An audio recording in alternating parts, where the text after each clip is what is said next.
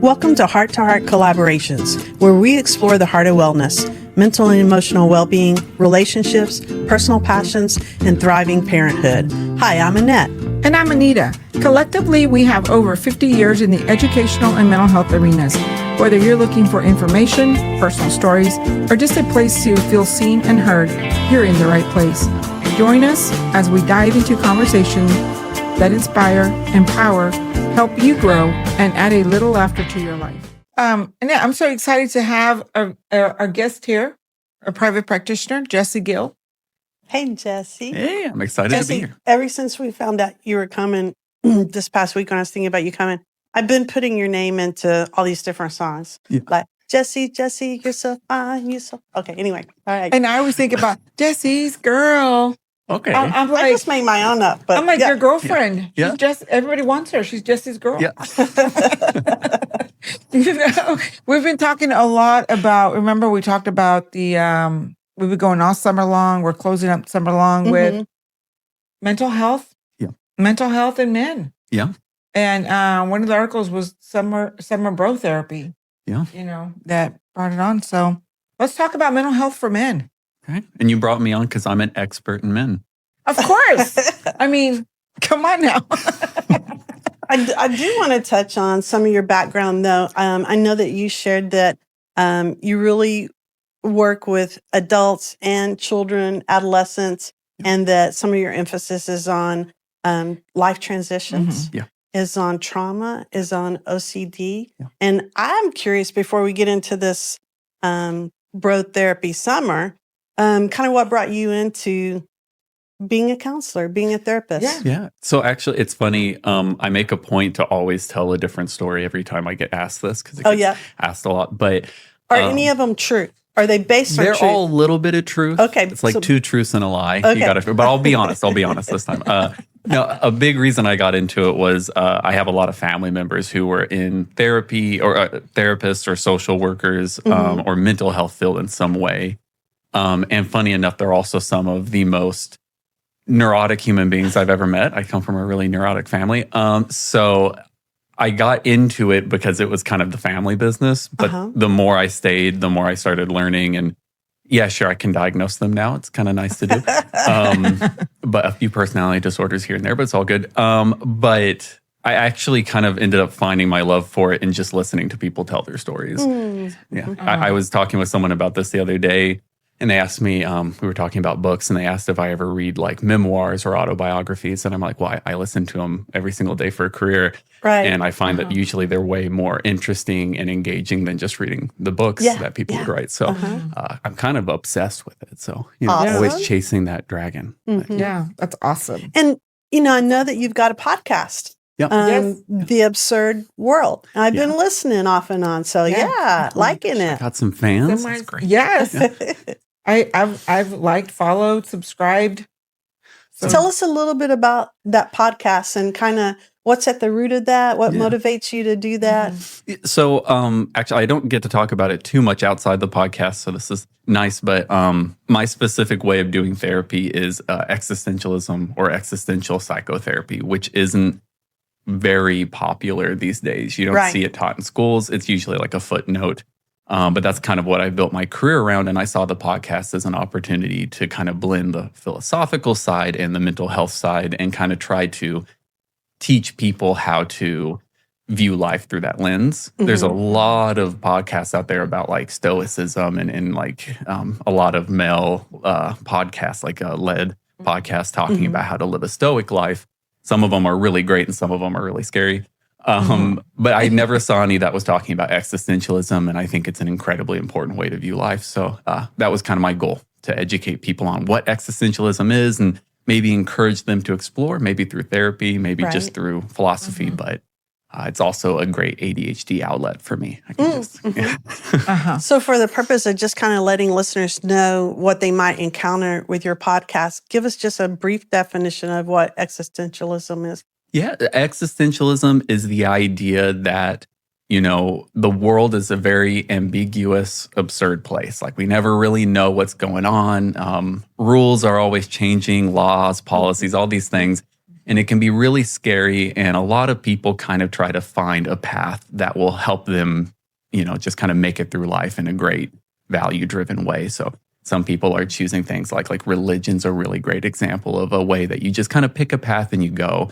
And existentialism tries to really encourage people to just create their own path. So it could be through like religion, it could be through philosophy, through finding like hobbies or interests. But the whole goal is that you do it very aware of yourself. You don't get taken advantage of. You don't fall down rabbit holes that end up, you end up losing your own values. So it's a very value-driven journey. But I think the thing that really draws people in is the idea that there's no wrong answers. It's just, as long as it feels genuine and natural to you, that journey is yours. So the podcast kind of tries to encourage people to ask all the questions to uncover who they really are to begin that journey.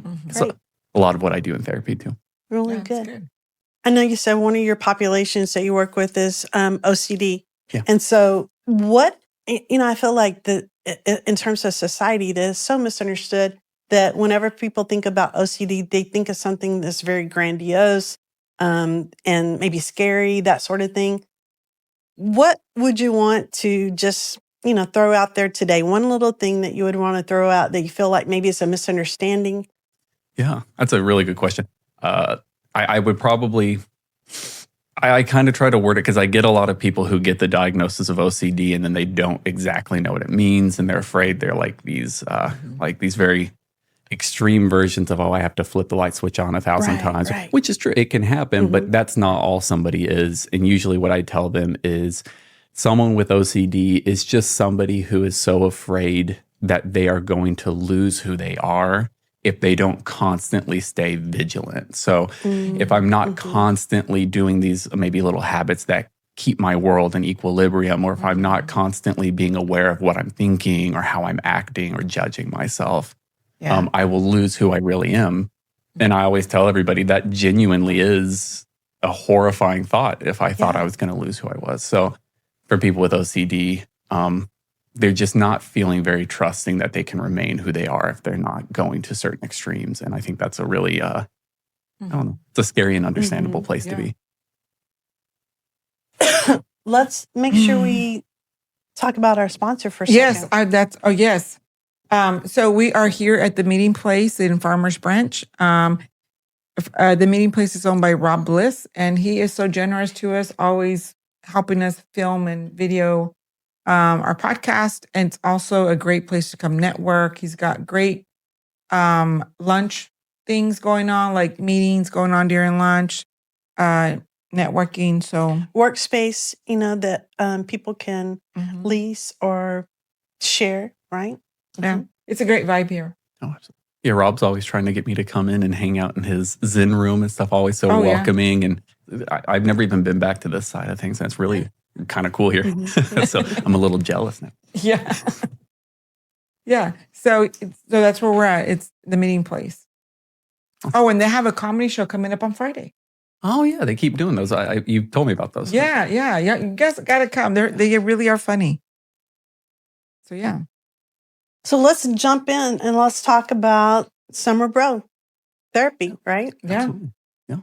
Bro therapy summer. Yeah. Say it either way. Yeah. It works. So let's talk about it. Let's talk about what's happening. What are we? I'm curious to see, what are you seeing as far as, do you see a lot of men in private practice? Yeah, at the beginning of this year, I got a very high. I like in the practice I'm in now, I brought a lot of people with me going into the practice, and then I had some openings in my calendar, and I've gotten a shocking amount of men suddenly on my list. I think it's probably evened out to about 50-50 now, and a lot of middle-aged men coming in, which is not a population I've seen very often. That's awesome. So, yeah, I got a lot of content for the day. Don't worry, I won't be sharing anybody's secrets. But yeah, but that is awesome that many amount of men are coming in for therapy. Yeah, it is surprising. A lot of the men I see, too, also seem equally as surprised that they're there to see me as I am to be seeing them. So it's a shared moment.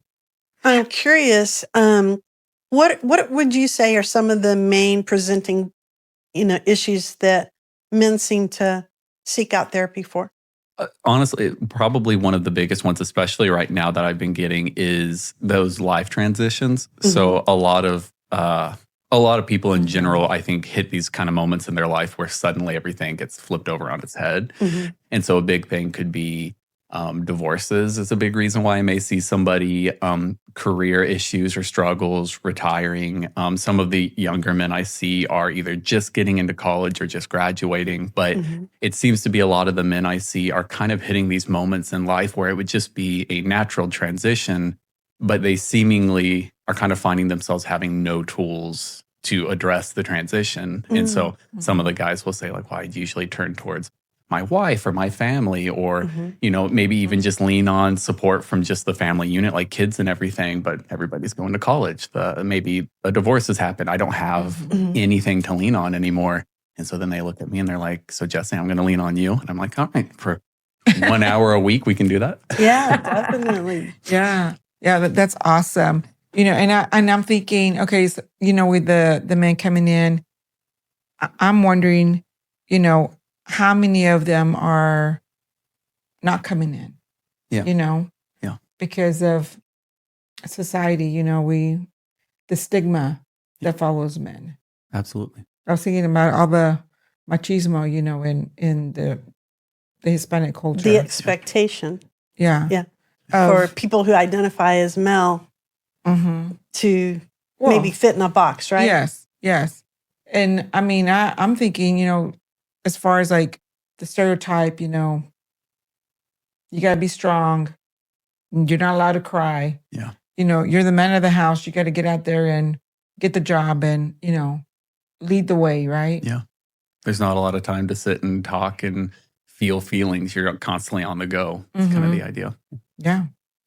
I think it's interesting that as a society, and thank goodness we have, but let's just say in the last 100 years anyway, that we begin to view the role of the woman, differently. And we've allowed room, although it's been slow, we've allowed room for the woman's role or position or idea of what a woman is to evolve and change. Thank goodness, right? I mean, we still have work to do there, but have we really done that for our men? I don't think so. I don't feel like we have. Yeah. I mean, like, I think you're 100% right. Like the idea of like a working class woman and being able to like y'all are two amazing examples of women who have like done something that maybe not that long ago wouldn't have been so possible or likely.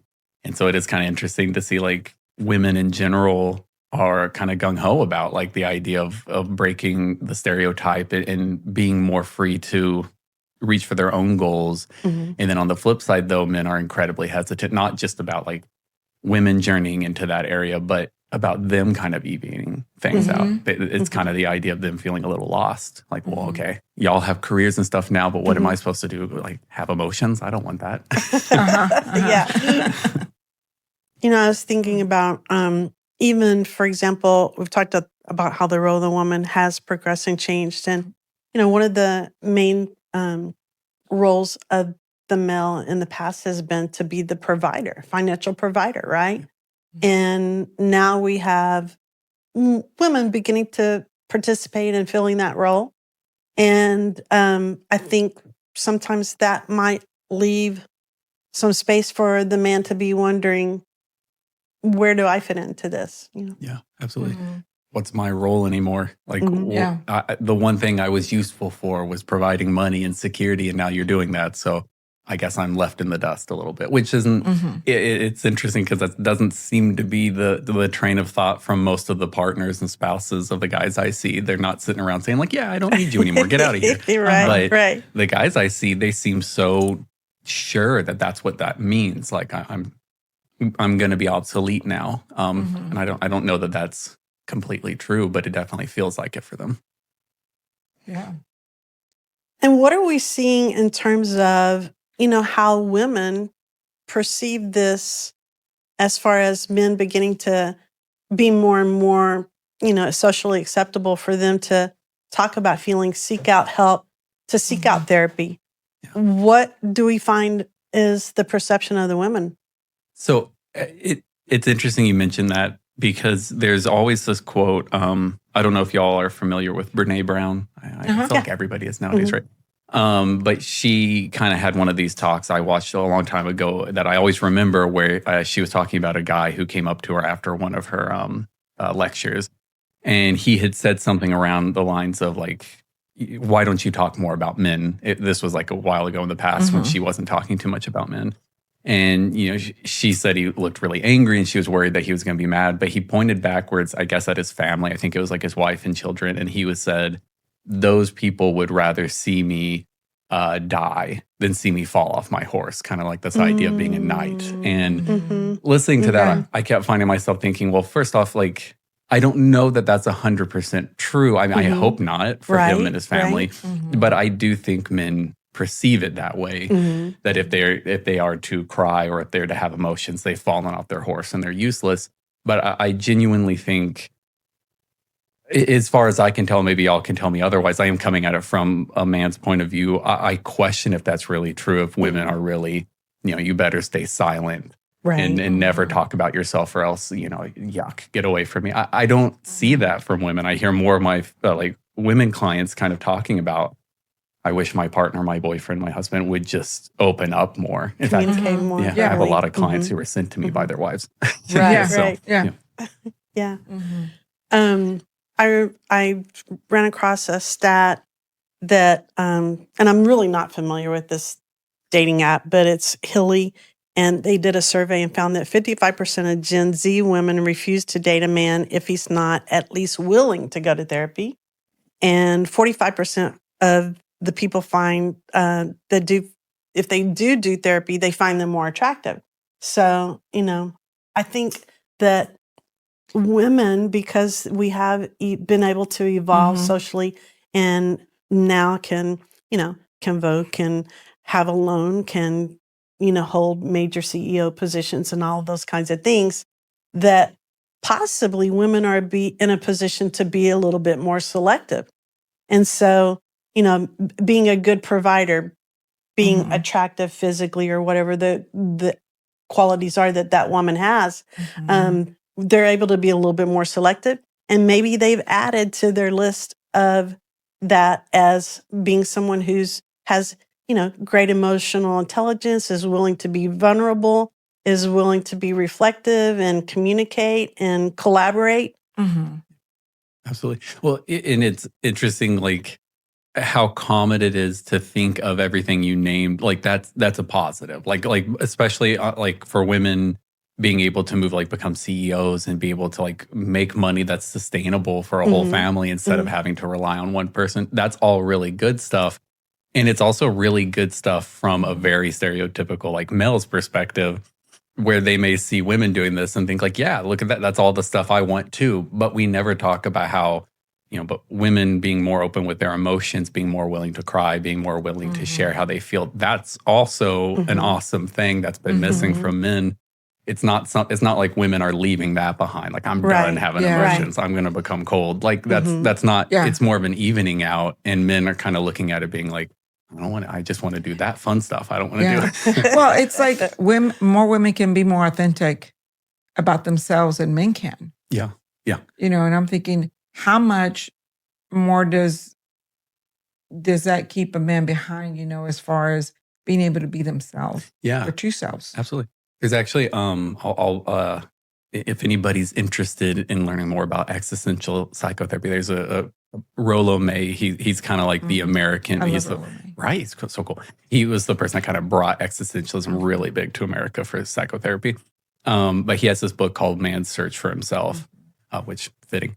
And he has a little section in there called The Hollow People. And he describes men especially as being so out of touch with who they are and their emotions and just never questioning this kind of stuff, that they're basically hollow human beings that other human beings are struggling incredibly to connect with. And he even mentions like, women trying to connect with their husbands or possible like spouses or partners just find kind of a shell of a person who can't even really say what they want beyond a career and money. And maybe like they'll say like wife and kids, but they can't describe their passions very well. And he goes into a whole length of like, it affects the bedroom, it affects every part of like intimacy, because you basically have a human. And he said like the men will just be like, but I'm like selfless and I give. And where May was saying, well, I find a lot of women saying, you can be a little more selfish if I could just actually have a human being that I'm talking to. Right. I've done a little reading where sometimes vocabulary can be an obstacle, and of course we know that our guys are incredibly talented and intelligent and capable. I love working with guys. But sometimes if possibly they haven't practiced using, those emotional terms, that sometimes they may struggle a little bit more to have the vocabulary to communicate those emotions and feelings. Oh yeah. I've given the feelings wheels. I think a lot of people in the office have like pillows of them.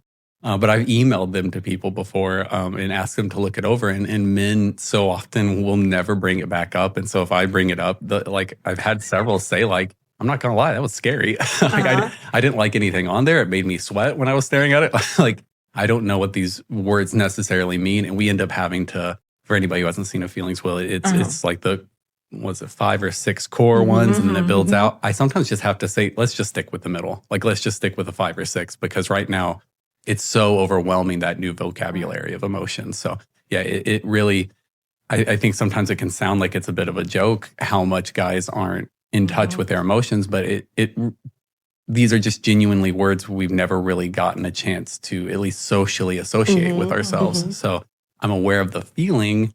I'm aware of what it makes me feel like doing, whether that be like shutting down or putting a hole in the wall or something, but I'm not aware of how to actually talk about it. Yeah. Well, and I think too, there's a lot of programs for females, but very little programs for males. Yeah.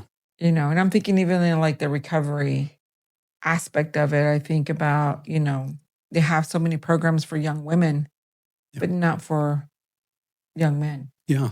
So, yeah, we got to change that. I'd seen some research where the men that we've got some work to do in the mental health profession, because some of the men have reported that when they do seek out therapy, they feel like their needs are being underestimated. The seriousness of their needs are being underestimated.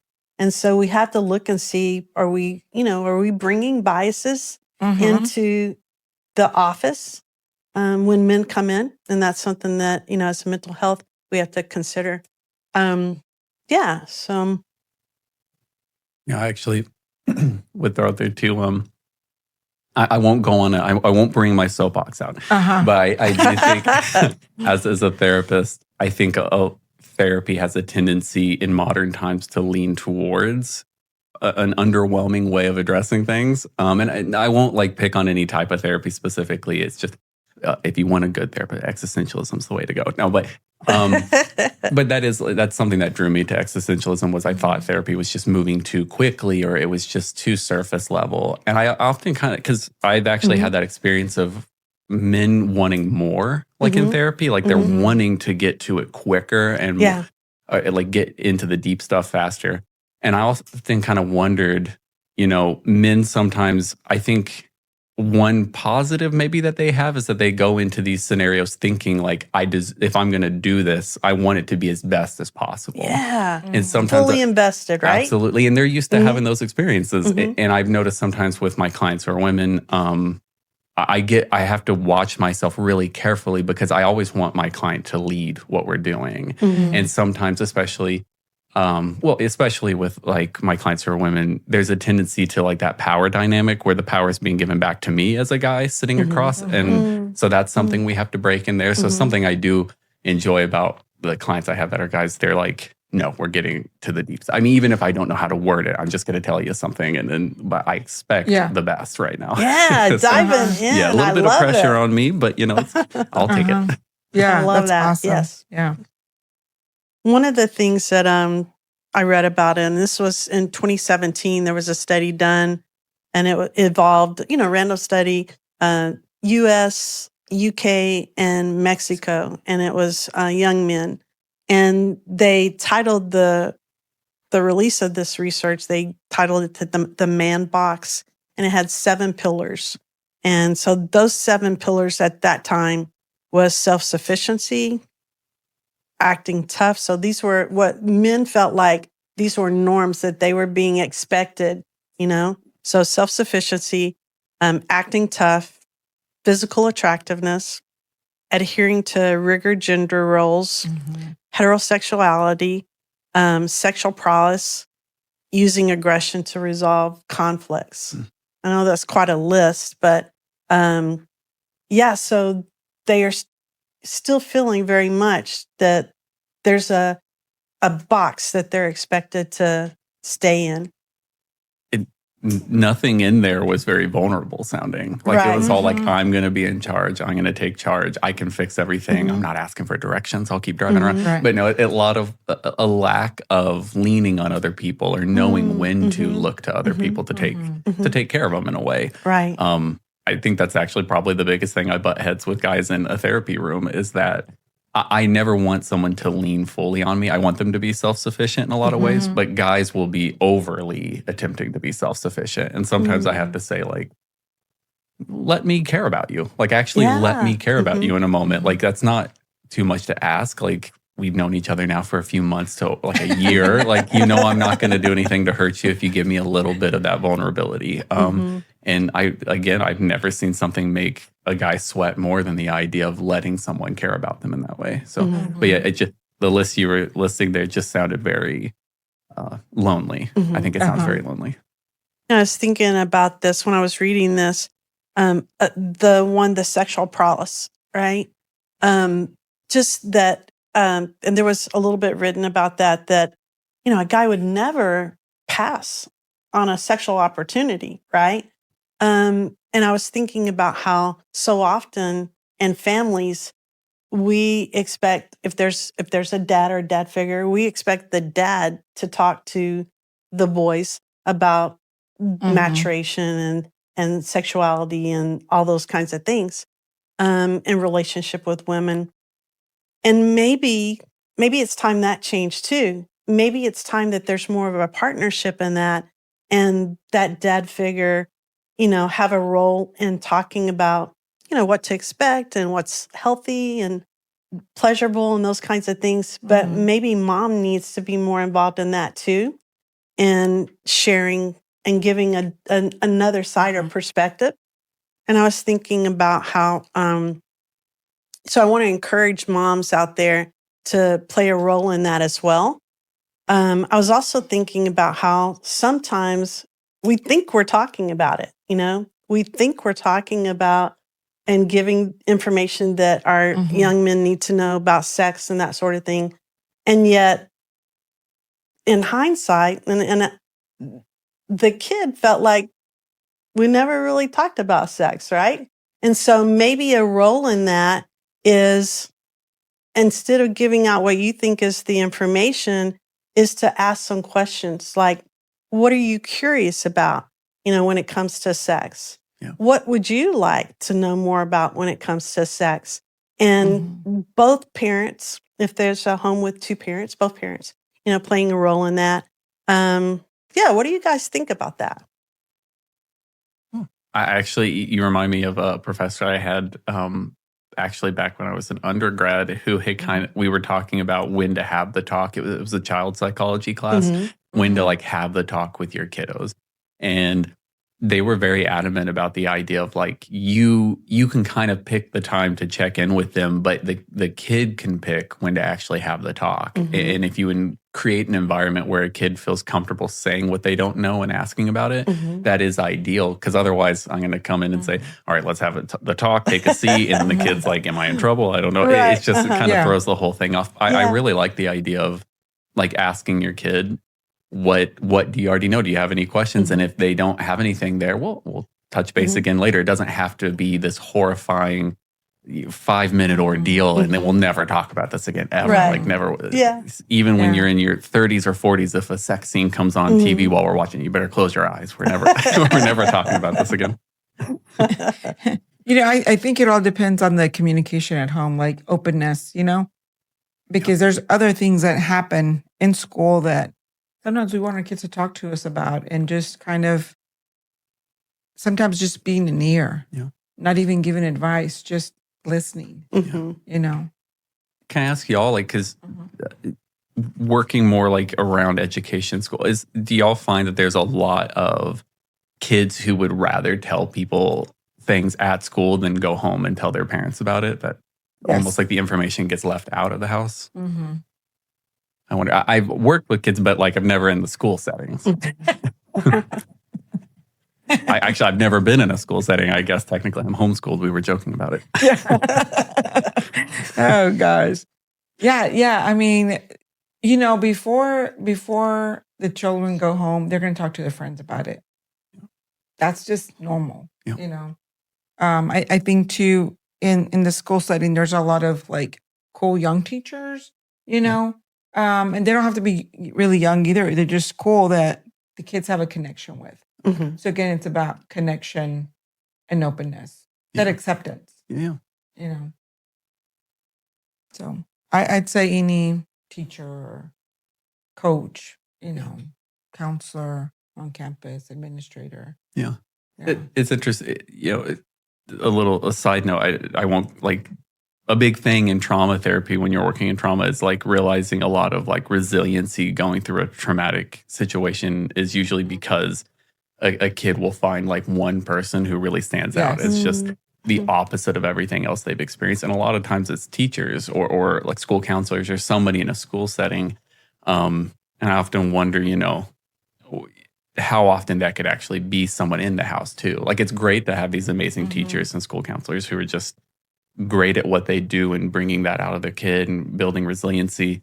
But it almost kind of seems like the idea is like, so that'll just happen at school. And it could happen in the household too. Yeah. I mean, heck, like I said, I was homeschooled. I got both. My mom was a good teacher, school counselor, and parent. Nice. You got it all in one. Yeah, she did a Shout great out job. to Jesse's mom for sure. Yeah. Oh, she'll be listening to this too. Yeah. So she'll be very happy. Great. about this. Yes. Good deal. Yes. I love That's it. awesome. No, but again, it goes back to having that connection and acceptance, and just having that open door policy. Mhm. Because if you have that at home, then before you go out there, with some of my kids, I'm the sounding board. Before you go out there, let me know. Otherwise, I can't protect you. If the principal calls and says you did so and so, and then I don't know what happened because you didn't tell me because you were scared to tell me. Then I'm probably going to react instead of sit down and talk with you about it. Yeah.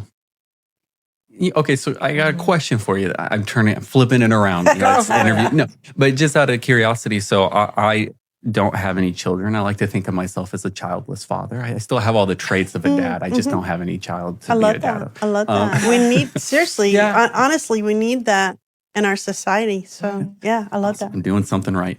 But I think of it sometimes with my clients where, let's say I'm working with a client who has like extreme presenting like OCD or borderline personality disorder, something like that. And I'm always very adamant about being accepting of them and not judging them and not treating them any differently. Like, obviously, but I've had a couple clients actually ask if they think I would act differently around them if I lived with them. Like, if I were living with them, not that they were inviting me to live with them, boundaries, all right. But just like, I think they were kind of calling BS on the way I was treating them, and like acceptingly, they'd be like, nah, but if you were my parent or my partner, it'd be different. Right. So I kind of wondered, if kids can feel the same way with like, this teacher's so accepting of me, but it would be different if you came home with me because I'm a bad kid or something. In quotes. Well, I think, one, when you're the parent, this intuitively you're going to protect. So it might be that my child comes in and they're telling me something that I'm like, oh my gosh, I got to protect them, So I'm taking off my hat of a counselor, a listener. I'm there to protect. I'm going to say, okay, what are the things that I need to do to step up, to help this kid, right? And so I think when you're at home, the emotional connection, the emotional involvement ups that ante, and so probably a different response. Not that we can't, have goals and Yeah. have something that we're purposely striving for in terms of responsive parent. And go ahead. I was just going to say, but it's kind of like my kid does no wrong. So let's say I got a call from the school, right? And they said, well, your kid started the fight. There is no way my kid started the fight. I know my kid. Yeah. Right? Some people would feel that way. Yeah. So I think, being a parent sometimes, not that we have blinders on, but we do have a bias. Right? You? Well, I mean, And that's going to say no. No, I mean, no, definitely, But she only for has sure. one. Oh my goodness. But maybe it's needed, right? Like you need the parental relationship where it is biased. Like I'm 100% for this kid, and then you need the therapist and the teacher and the counselor, all these people who will be a little less biased, and it can all We need a work village. really well. We need a village. Yeah. And that's the beauty of the role of a therapist, is because there aren't a bunch of crossovers in terms of relationship and expectations and those kinds of things, and they are able to take that non-judgmental role. So yeah. I remember like talking about this. I used to, way back when I was an undergrad, and I was when I went to school. This makes me really interesting what I'm about to say. I went to school in New York City. So I'm automatically the most interesting person in every room. No, with lots of questions coming. But I used to do this job where I would go into people's homes and like do parenting skills, or taking the kids out, and just kind of having fun and teaching them social skills.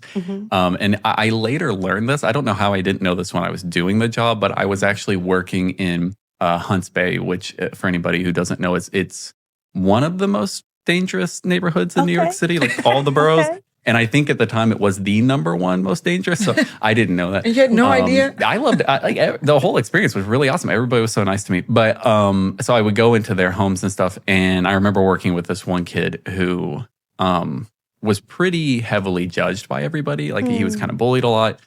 His family wasn't really always around for him. And so he couldn't really express himself the way he wanted to. And so he really liked the color pink. That was like a really big thing for him, but he could never really wear pink because it wasn't manly enough. Right. Yeah. So I purposely went out and bought like hot pink shoes and stuff like that. And I would just wear them whenever I would go hang out with him. And, he would like make fun of me for a second. He'd be like, what are those? And just like joke around. But there would always come a time where he would just kind of ask where I got them, or we would chat about them. And I would just let him know, like, I know you may not be able to do this right now, but just so you're aware, that doesn't make you any less of like a boy or a man or whatever to wear this. Like, it's just expressing yourself. And I was like, look, I'm walking around what I later learned was a really dangerous neighborhood and all hot pink. So, but nothing happened. Everybody was still really nice to me. So, maybe we also need those relationships of people outside our families who can show us, look, like I'm not being biased towards you. I'm just showing you this is the way the world can work if you're willing to take the risk and wear some hot pink shoes. Yeah. Yeah. I love that. Yeah, for sure. Hot pink shoes in the work neighborhood. Yeah, they were really comfy. Well, the good news is no one wanted to mug me for my shoes. No one's going to wear those. So I actually was pretty well protected. So it takes courage to go against those norms, right? Yeah, absolutely. And, courage is a traditional value that we hold men up against. And so we need to redefine what courage is, possibly as a society, that, courage is getting in there and wrestling with our thoughts and feelings and making ourselves vulnerable. Just being able to be ourselves. Right. Yeah. It's really what it boils down to. Absolutely. Not being afraid to ask the tough questions of yourself and explore it with people, not like all by yourself in your head, but actually with other humans. Yeah. I read about, it's called the Alberta Men's Collaboration, and last year they had a conference, I think it was in February 2025, and it was called a Love Letter to Men Conference. And I'm hoping that they're going to have another one this year. And if so, I hope that you guys will check that out. But I love their vision.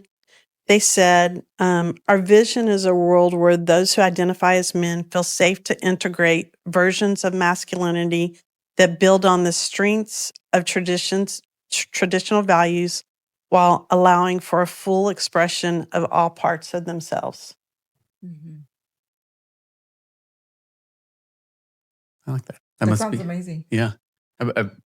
Probably really uncomfortable for a lot of guys on their first go to this to this conference, but that can be really powerful to see a room full of men willing to participate in this. Like maybe one of the moments where like peer pressure actually works really well, pressuring you to be more vulnerable in yourself. Yeah. Definitely. I also just throw out there that is like I feel like I'm like plugging existential psychotherapy. Go for like, it.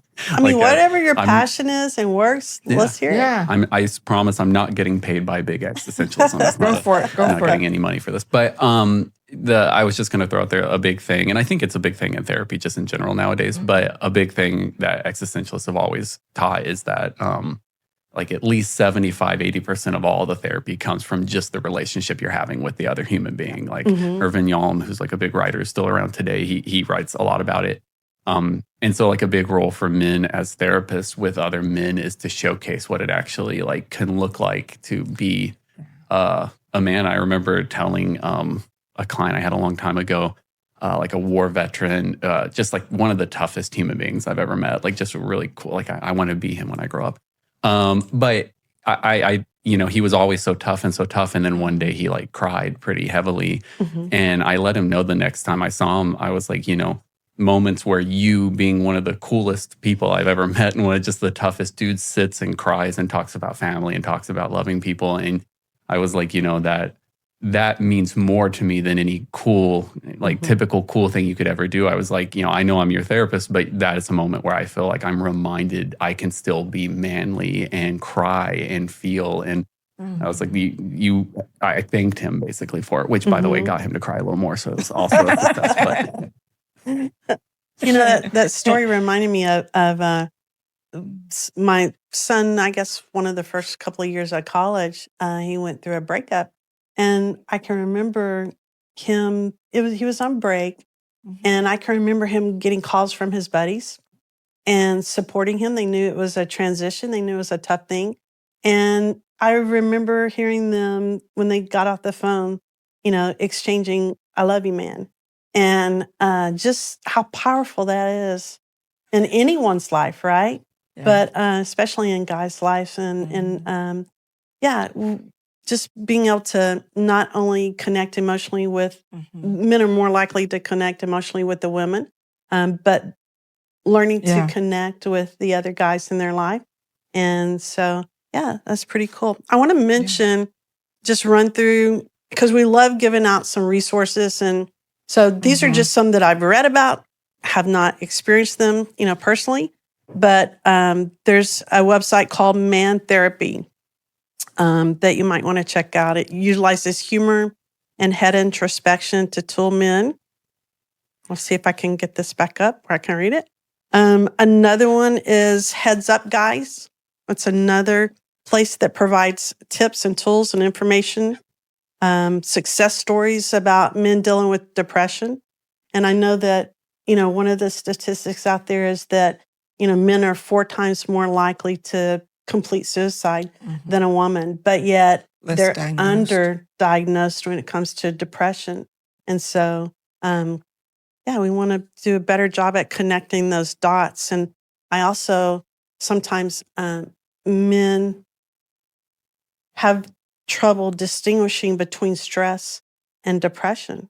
So I'm just curious, Jesse, and I know that's throwing this out at this, but how would you try to describe to someone what the difference between stress and depression is? Yeah. I actually think the starting point for me is because men are usually so not used to describing any of that. I don't think a lot of men know how to describe what even depression feels like how to describe like even the difference between sadness, or I would actually say the difference between fear and anger. A lot of times just like it's anger and anger. Like I don't really know how to tell the difference between the two. So a lot of times I would start with just going maybe with the raw physical feeling of it. Like guys really like when I also explain things like scientifically a little bit too. Yeah.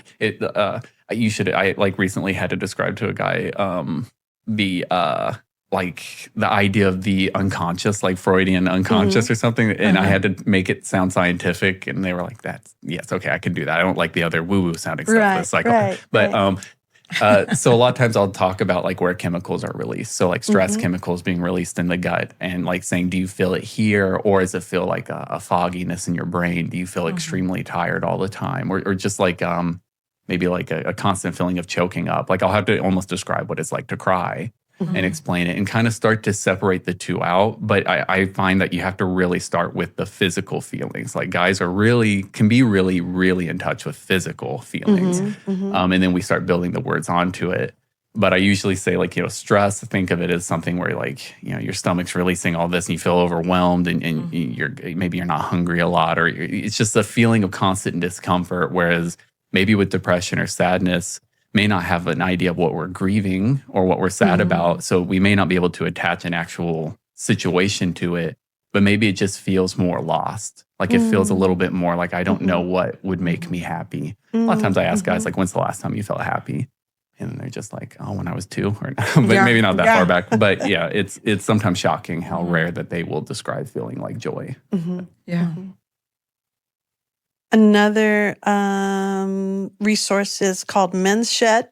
It's a community-based initiative that offers a space for men to socialize, share skills, and engage in various activities. So another one is called Everyman. And this organization connects men through support groups, retreats, and programs that foster connections. Another one is Black Men Hill. It's a nonprofit organization for pairs men with therapists of color who can address their unique cultural experiences, offering free therapy sessions to those who apply. Another one is NAMI, and offering free peer-led support groups for adults with mental health conditions. Another one is Mankind Project. And this nonprofit provides training groups and programs to help men form connections, receive support, and achieve personal growth. Another one is called the Dudes Club. It's a program for First Nation men's, combines activities and focus. And, another one is called Buddy Up. Another one is called Men's Transition Program. And I just wanted to take the time to list these. There is specialized, opportunities for men, but you have to get out there and you have to look for it. I found these, with a search, a specific type of search, looking for resources for guys out there. Yeah. Follow us on Instagram and we can have those on there. Those resources on there at Heart to Heart Collaborations. Yeah. Jesse, let's open it up as we kind of move into closure and just, I just want to give you the freedom to share anything that comes to mind. Anything, funny, insightful. Be powerful here. No. Oh, no pressure. No pressure. Well, it's interesting because you were listing out all of the kind of resources, which are really awesome. And it gets me thinking about, I imagine y'all may come across this a lot too in your lines of work, but I always get really concerned. I won't name drop anybody. I won't start any rivalries with your podcast and any other. But I always think about like hearing some of my younger male clients talking about, watching certain YouTubers or watching or listening to certain people on podcasts, and some of it's kind of scary what they are watching. Right. And I was going to just throw out a thought because I know a lot of people will go to these things because it's quick and it's easy access. I mean, heck, we both have podcasts, so like we're also in the same field of like talking and having people listen.